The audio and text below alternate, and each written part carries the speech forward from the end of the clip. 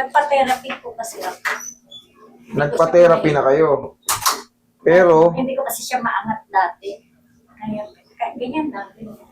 pero, nung nahulog kayo, walang na-fracture. Eh, wala po. Tignan ko nga, mas maganda. Kasi, mas maganda yung ma-double check natin kung dala nyo na rin eh. Wala na. Kasi hindi naman yan, ordinaryo eh. Nahulog kayo eh. Baka mamaya may crack. Okay. Base rito sa x-ray nyo, alam nyo, ito pa ang umindaw. Ito, yung nag-highlight in white na yan. Yan, tsaka ito. Yan. Hindi ito, good yan. Walang fracture din yan. Good yan. Yan, tsaka to. Walking police mo kasi ako ngayon. Masakit, parang may naiibig. Diyan na subchromial bursitis and subdeltoid and labrum, may mga parts yan na namamaga or nasusugat parang hindi niya maangat. Katulad yan, lagpas kalahati. Ang take ko sa mga ganito ay subchromial bursitis. Yan, sakit yan? Okay. Ay, sorry. Pag binababa, masakit din pala. Binitaho ko kaagad eh. Oh, siyempre. Ngayon, pagka sobrang sakit niya, diyan ka lang muna. Mamaya kahit papaano, medyo lalapit yan. Pero magang-maga siya ngayon, no? Medyo bilog yung dito nyo. Ayan, happy to. Ito medyo... Pero nagpa-therapy na si ma'am eh. Kinoriente nga. Kinuryente ka? Buti wala lumutang na isda nung kinuryente. So, Zumba. Very good. Pampabata yun. Zumba. Ayaw ng Mr. K. Hindi siya naniniwala eh. Alam ko naman yun eh. Yung Zumba kasi, pampabata yan. Oo, pampabata yan. Nakakaano ng toxic sa loob ng ito. Correct. Tama yan. Huwag yung pigilin yung mga miss natin mag-Zumba. Paliban na lang, pagka nag-Zumba sila, tapos kakain ng marami, wala rin.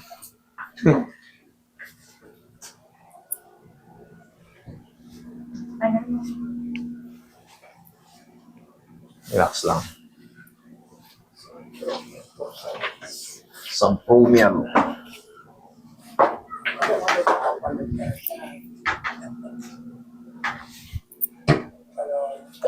Kaya tumataas yung sugar ko, hindi ako gumagalaw. Tumataas yung sugar mo? Kain Okay. ka ng kain, tapos di ka naman nag-exercise.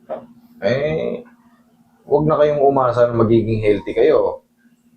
Kaya nga ng sabi ng doktor, magpapawis para maging healthy. Kita mo naman, hindi mo maahon. Tapos pag binaba, may masakit. O, kailangan mo lang... May bago ka ba 10 kilo na ka sa loob? Ha? Sumingaw ka lang, Darna. Okay lang? O, sigaw ka lang, Darna. Tama, sumigaw, Darna. Oh, yun lang. Tama lang yun. Kailangan sumigaw ka lang ng Darna. Sumigaw talaga ng Darna, literal. Thank you. Oh, mabilis lang naman yun eh. Okay lang. O, dapa. At least na-overcome nyo. Saglit lang naman yun eh. Okay, relax lang. Very good. Kita nyo naman na-overcome nyo.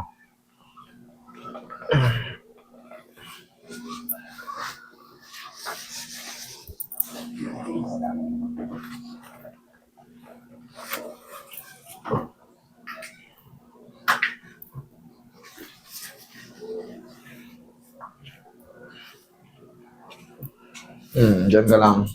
Kamay nyo pag ganyan, lusot nyo pag ganyan. Iyan ang tamang pagtihaya. O, di hindi kayo nasaktan. Tihaya. Ganon ang tamang pagtihaya. Ilulusot nyo sa... Tupin niyo po yung tuhod niyo, tapos sige po, taas niyo yung balakang niyo. Balakang. Yan. Okay po. Sige, lagay sa tiyan yung kamay. Yan. Huwag lalabanan ha. Inhale, exhale lang ha. Para maayos natin agad. Inhale. Exhale. Thank you. Yan ang gusto ko, yung marunong Hindi na, yung iba kasi nagdo-double pa. Huwag yung gaganunin, tamang massage natin. Tapos, yung sinasabi ni Doc na exercise, tuturuan ko kayo ng tamang exercise para sa inyo. Kasi ito, mababawasan lang yung sakit nito. Malalaman mo naman.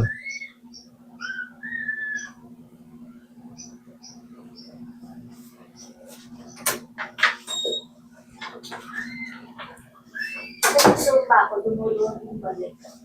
Oh, sir, ano ba talaga? Sinasabihan na kayo eh. Kaya nga ako, Nakakarinig na ayaw yan. niya ako magsuma eh. Okay, relax lang.